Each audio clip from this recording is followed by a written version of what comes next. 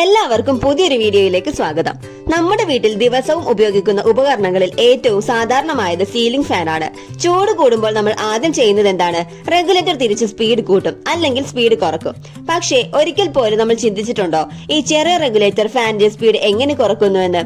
ഈ വീഡിയോയിൽ നമുക്ക് ഫാൻ റെഗുലേറ്ററിനെ കുറിച്ച് വിശദമായി പഠിക്കാം. ഫാൻ റെഗുലേറ്റർ എന്നത് ഫാനിലേക്ക് പോകുന്ന വോൾട്ടേജ് അല്ലെങ്കിൽ പവർ നിയന്ത്രിച്ച് സ്പീഡ് കുറക്കുന്ന ഒരു നിയന്ത്രണ ഉപകരണമാണ്. ഫാനിന്റെ സ്പീഡ് ഫാനിൽ ലഭിക്കുന്ന വോൾട്ടേജും പവർ അനുസരിച്ച് മാറിക്കൊണ്ടിരിക്കും. ഫാനിന്റെ മോട്ടോർ സാധാരണയായി ഒരു സിംഗിൾ ഫേസ് ഇൻഡക്ഷൻ മോട്ടറാണ്. അതിന്റെ സ്പീഡ് പ്രധാനമായും ഫ്രീക്വൻസി അനുസരിച്ചിട്ടാണ് നിശ്ചയിക്കപ്പെടുന്നത്. എന്നാൽ വീട്ടിലെ റെഗുലേറ്റർ ഫ്രീക്വൻസി മാറുന്നില്ല. അപ്പോൾ എങ്ങനെ സ്പീഡ് കുറയുന്നു? നമുക്ക് നോക്കാം. ഞങ്ങൾ ഇവിടെ ഒരു റെഗുലേറ്റർ എടുത്തിട്ടുണ്ട്.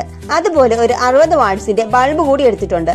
ബൾബ് നമുക്ക് ഒരു ഹോൾഡറിലേക്ക് ഇട്ട് കൊടുത്തിട്ട് ഒരു മൾട്ടിമീറ്റർ ഉപയോഗിച്ച് വോൾട്ടേജ് എങ്ങനെ മാറുന്നു എന്ന് പ്രാക്ടിക്കലായി ചെക്ക് ചെയ്യാം. അതിനായി നമുക്ക് ബൾബും റെഗുലേറ്ററും തമ്മിൽ കണക്ട് ചെയ്യണം. ആദ്യം റെഗുലേറ്ററിൽ നിന്നുള്ള ഔട്ട്പുട്ട് വയർ ബൾബിന്റെ ഫേസിലേക്ക് കൊടുക്കുന്നുണ്ട്. 2 വയറുകളും നമുക്ക് ഒരു കണക്ടറിലേക്ക് കണക്ട് ചെയ്ത് കൊടുക്കാം.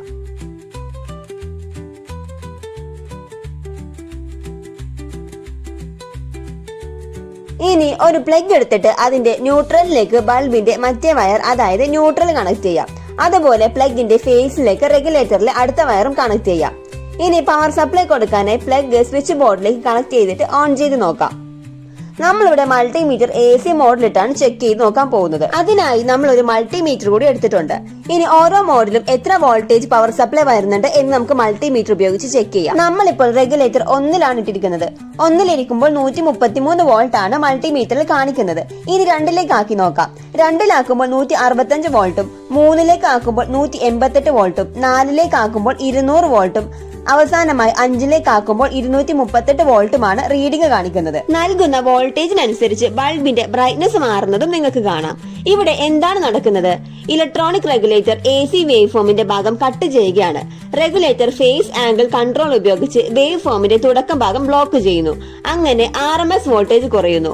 വോൾട്ടേജ് കുറയുമ്പോൾ ലോഡ് പവർ കുറയുന്നു. നമ്മൾ ഇവിടെ ബൾബാണ് ഉപയോഗിച്ചത്. ഇത് റെസിസ്റ്റീവ് ലോഡ് ആയതിനാൽ വോൾട്ടേജ് ചേഞ്ച് ക്ലിയർ ആയി നമുക്ക് കാണാൻ സാധിച്ചു. എന്നാൽ ഫാൻ ഇൻഡക്റ്റീവ് ലോഡ് ആയതിനാൽ റീഡിംഗിന് ചെറിയ വേരിയേഷൻ ഉണ്ടാകും. അതായത് ഇവിടെ പറഞ്ഞു വരുന്നത് ഫാൻ റെഗുലേറ്റർ സ്പീഡ് മാത്രം കൺട്രോൾ ചെയ്യുന്നില്ല, വോൾട്ടേജ് തന്നെ കുറക്കുന്നു. വോൾട്ടേജ് കുറയുമ്പോൾ പവർ കുറയുന്നു, പവർ കുറയുമ്പോൾ ഫാൻ സ്പീഡ് കുറയുന്നു. ഇനി പുതിയ ഇലക്ട്രോണിക് റെഗുലേറ്ററിന്റെ ഉള്ളിലെ പ്രധാന ഘടകങ്ങൾ നോക്കാം. AC, AC, capacitors, resistor, potentiometer എന്നിവയാണത്. ട്രൈ AC എന്നത് AC കറണ്ട് 2 ദിശയിലേക്കും നിയന്ത്രിക്കാൻ കഴിയുന്ന സെമി കണ്ടക്ടർ സ്വിച്ച് ആണ്. പണ്ടൊക്കെ ഉണ്ടായിരുന്ന കോയിൽ ടൈപ്പ് റെഗുലേറ്ററുകളെ അപേക്ഷിച്ച് പുതിയ ഇലക്ട്രോണിക് ടൈപ്പ് റെഗുലേറ്ററുകൾക്ക് ഹീറ്റ് വളരെ കുറവാണ്. എനർജി സേവ് ചെയ്യാനും സഹായിക്കുന്നു. ഈ ഒരു റെഗുലേറ്ററിൽ മുൻപിലായി കാണുന്ന ഈ നീല നിറത്തിലുള്ള ഭാഗമാണ് പൊട്ടൻഷ്യോമീറ്റർ. കൂടെ തന്നെ കുറച്ച് റെസിസ്റ്റേഴ്സ് നമുക്ക് കാണാം.